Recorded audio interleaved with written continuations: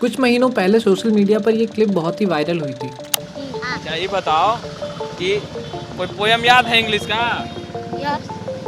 हाँ। कौन पोयम याद है? 55, 50, 55। बेशक इस मीम को देखने के बाद आपकी हंसी नहीं रुकी होगी, लेकिन ये केवल एक मीम नहीं, हमारे एजुकेशन सिस्टम की क्वालिटी पर एक बड़ा क्वेश्चन मार्क है। ऐसे एक नहीं कई सारे एग्जांपल्स हैं। इस वीडियो में हम जानेंगे इंडियन एजुकेशन सिस्टम के डार्क साइड के बारे में और उन चेंजेस को समझने की कोशिश करेंगे जिस वजह से हमारे एजुकेशन सिस्टम का आज ये हाल है।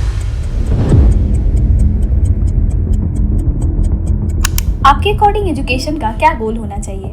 बहुत से लोगों के लिए एजुकेशन का मतलब होता है स्टेबल और कंफर्टेबल लाइफ पाना। बहुत कम लोग होंगे जिन्होंने कभी सोचा होगा कि कामयाब होने के लिए नहीं, काबिल होने के लिए पढ़ो। सक्सेस के पीछे मत भागो, एक्सेलेंस का पीछा करो। सक्सेस झक मार के तुम्हारे पीछे है। इंडिया में लगभग 315 मिलियन स्टूडेंट्स हैं, 1.4 मिलियन स्कूल्स हैं। हमारी लिटरेसी रेट भी 77.7% है। फिर भी 70% इंजीनियर्स आज के टाइम पर बेरोजगार हैं। इन प्रॉब्लम्स को और बेहतर तरीके से समझने के लिए चलिए टाइम में थोड़ा सा पीछे जाते हैं।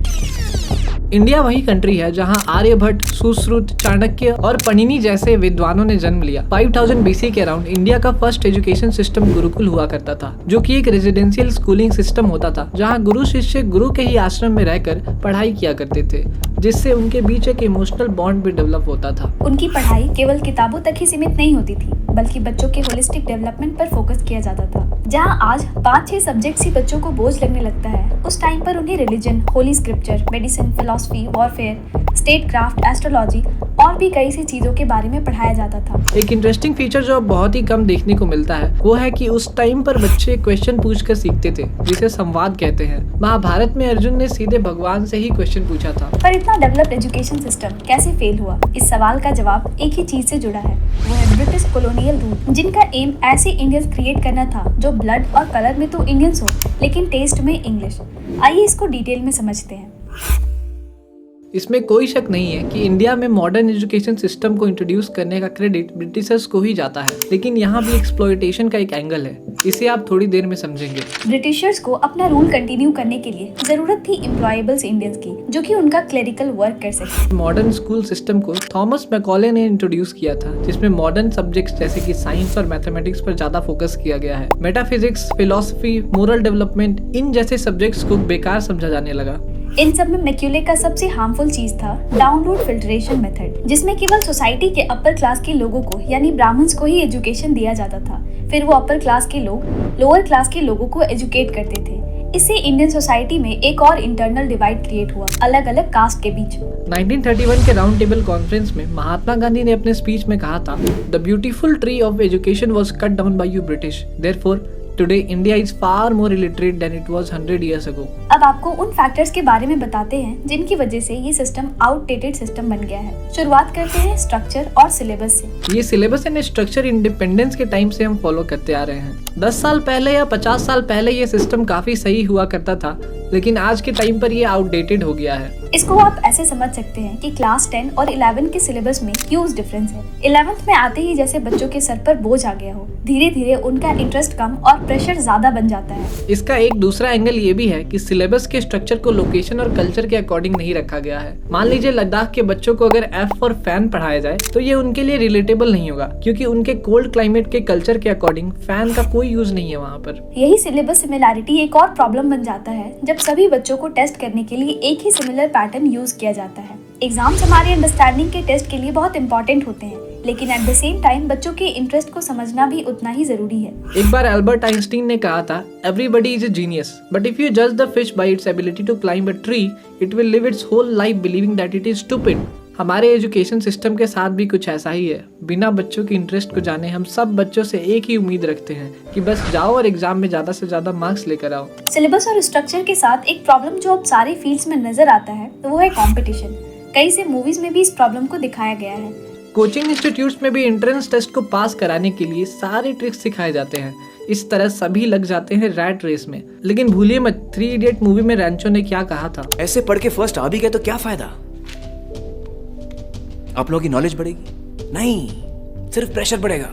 प्रॉब्लम तब बढ़ जाती है जब पेरेंट्स भी इसका पार्ट बन जाते हैं और बच्चों पर हाईएस्ट मार्क्स लाने के लिए प्रेशर बनाते हैं। क्या सही है क्या गलत ये सोचे बिना ही बच्चे ज्यादा मार्क्स लाने की उम्मीद में रटना शुरू कर देते हैं।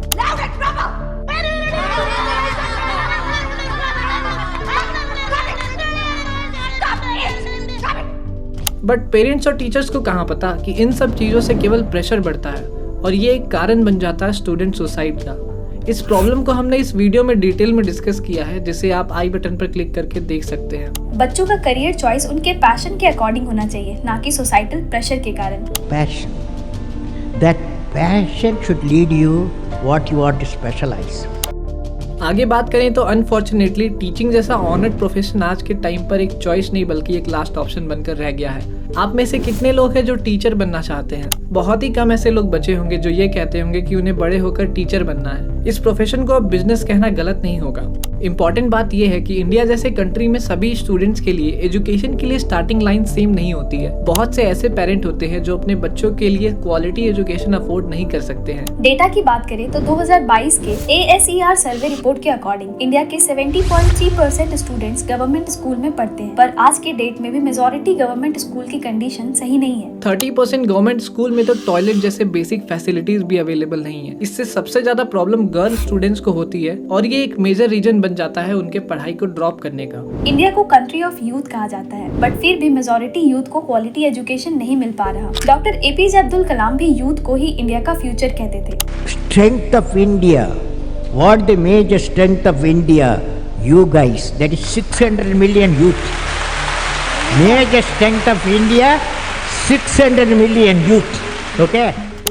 अब ऐसा भी नहीं है कि हमने एजुकेशन सिस्टम को ट्रैक पर लाने के लिए कुछ भी ना किया हो। बात अभी हाल ही की है जब केरला को इंडिया का फर्स्ट स्टेट डिक्लेयर किया गया जिसने 100% प्राइमरी एजुकेशन अचीव कर लिया। ये पॉसिबल हो पाया अतुल्यम नाम के एक प्रोग्राम से, जिसमें 15 साल से लेकर 50 साल तक के सभी लोगों को प्राइमरी एजुकेशन दी गई। केरला का काइट्स मॉडल इतना सक्सेसफुल हुआ कि फिनलैंड की गवर्नमेंट ने भी अपने कंट्री में इम्प्लीमेंट किया। ऐसे ही कई से एग्जाम्पल्स हैं जिससे पता चलता है कि एजुकेशन सिस्टम में प्रॉपर इम्प्लीमेंटेशन से इसके डार्क साइड को ब्राइट साइड में चेंज किया जा सकता है। साल 1986 से 34 इयर्स के बाद 2020 में नेशनल एजुकेशन पॉलिसी के आने से बहुत कुछ इम्प्रूवमेंट्स एक्सपेक्ट किए जा रहे हैं। स्किल डेवलपमेंट के लिए प्राइमरी क्लासेस से ही वोकेशनल एजुकेशन को इम्पोर्टेंस दिया गया है। इसमें सिलेबस को भी रैशनलाइज किया गया है। इसके अलावा टीचर्स की ट्रेनिंग को भी इम्पोर्टेंस दिया गया है, बट इसका सक्सेस भी डिपेंड करेगा इसके इफेक्टिव इम्प्लीमेंटेशन पर। लास्ट में हमेशा की तरह इस वीडियो को देख रहे पेरेंट्स, टीचर्स या एल्डर्स को हमारा एक सजेशन है। आप नेक्स्ट टाइम किसी भी बच्चे से मिले तो उनसे ये पूछने के बजाय कि पढ़ाई कैसी चल रही है, स्पेशली एग्जाम के टाइम पर, इसके प्लेस पर ये पूछें कि लाइफ कैसी चल रही है, या उनके हॉबीज से रिलेटेड कुछ बात करें और हो सके तो आगे क्या करना है जैसे क्वेश्चंस को अवॉइड ही करें। इससे ऑलरेडी प्रेशर झेल रहे स्टूडेंट्स को थोड़ी तो राहत मिल ही जाएगी। एटलीस्ट हम इतना तो कर ही सकते हैं अपने डेली लाइफ में। उम्मीद करते हैं आपको हमारा ये वीडियो पसंद आया होगा। ऐसे ही और इन्फॉर्मेटिव टॉपिक्स को इंटरेस्टिंग वे में समझने के लिए हमारे साथ बने रहे। Thank you, see you in the next one.